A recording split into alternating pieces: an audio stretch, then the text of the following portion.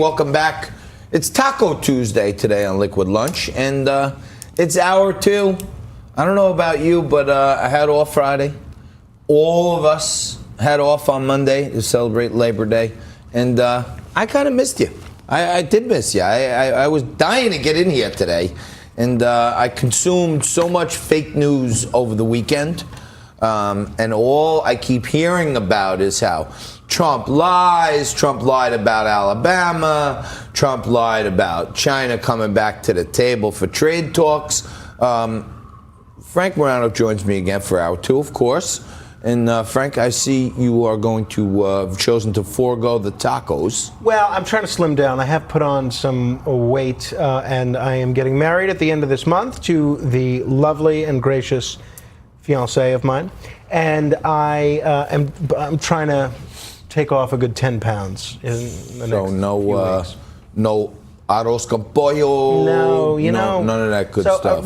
So the rice is not great. The black shell beans, is not great. The tacos, the it's cheese. all good, man. I tell you, I smells demolished the bowl. I don't know if you can see that, but I have a long-standing, like a pig at a trough. I wolfed that thing down.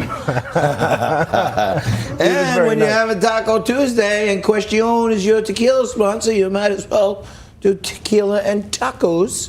But I was talking about this fake news crap, Frank, and all they want to do these days is just humiliate the president. He's a liar. He's lied 10,000 times. Isn't part of being president kind of lying to people? Like, there are certain things you can't tell them the truth.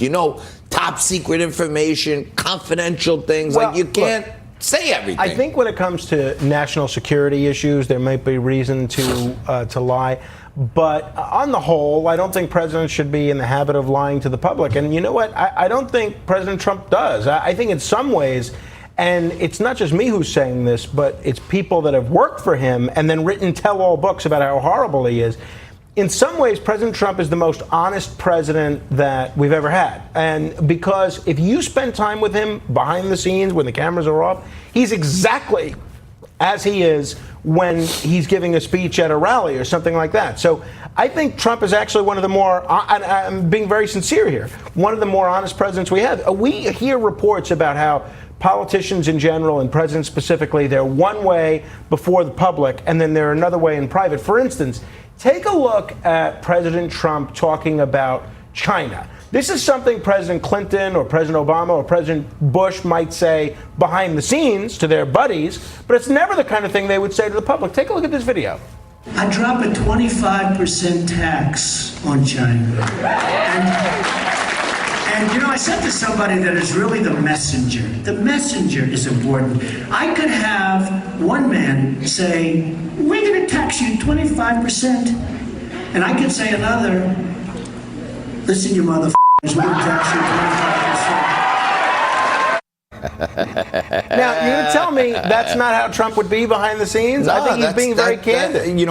When they say, oh, he lied about this, he lied about that, most presidential candidates, like Bernie Sanders, like Elizabeth Warren, like Joe Biden, they're going to tell you whatever you want to hear when they're running, and then they're going to go back to the same old, and get nothing done. Trump ran, he said, I'm running on jobs, jobs, jobs. Well, lo and behold, 2.5 years later, we have the lowest unemployment numbers in 50 years and the lowest African-American unemployment numbers in history. So jobs were good. He said, we're going to build that wall.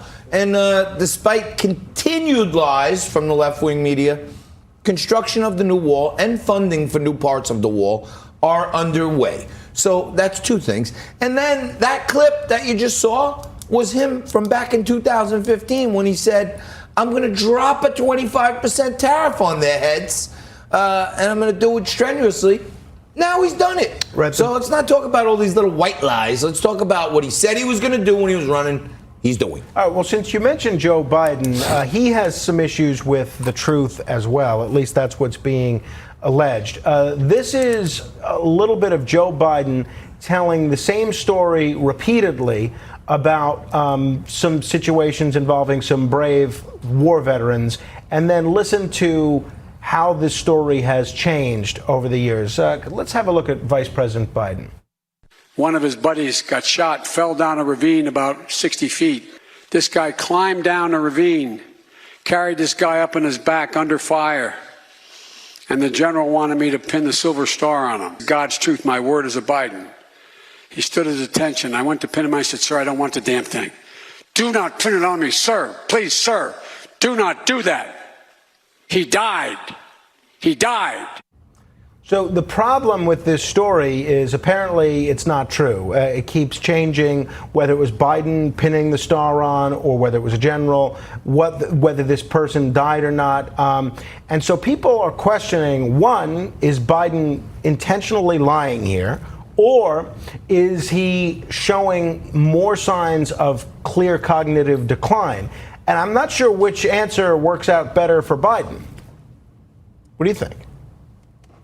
You think he's drinking? Maybe a few cocktails and cognitive decline. I don't know. I'm just saying. Much like he's President, gaffing it up every day. Much like President Trump, Vice President Biden doesn't drink, and for the same reason. Both of them had brothers who were alcoholics, and they saw the toll that alcohol played on both their lives. So neither one of them drink and have never drank.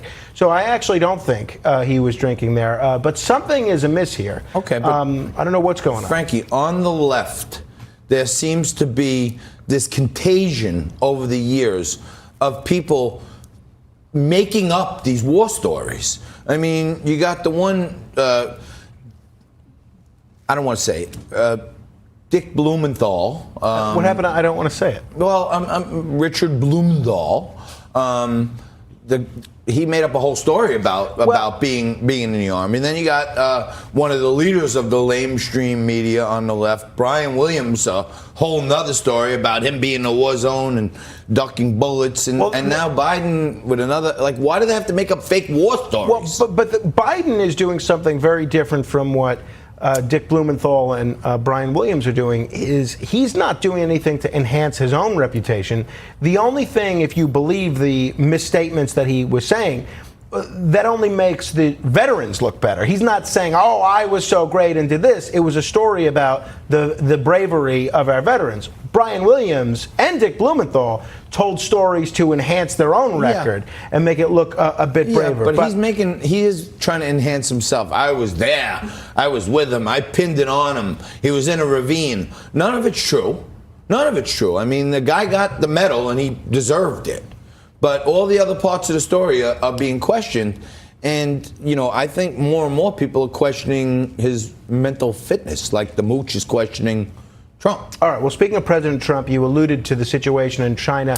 This is what the president tweeted about these China tariffs, which were instituted on Sunday. A whole new round of China tariffs, which is going to be interesting. For all of the geniuses out there, many who have been in other administrations and taken to the cleaners by China, that want me to get together with the EU and others to go after China trade practices, remember, the EU and all treat us very unfairly on trade also will change, exclamation point. Now, this comes as the news that was being reported today and yesterday that the trade deficit under President Trump has actually grown in spite of all these tariffs. So it remains to be seen what the effect of all these tariffs will be for the American consumer and for the economy in general of both countries. Was that like a partial Trump impersonation, or was that your best effort? No, it was a partial. What do you think? I'm John D. Domenico? Yeah, I mean, can you do any better than that? I mean, you got to give us your full effort here. I mean, Frank, we can't half-step. All right, well, let me try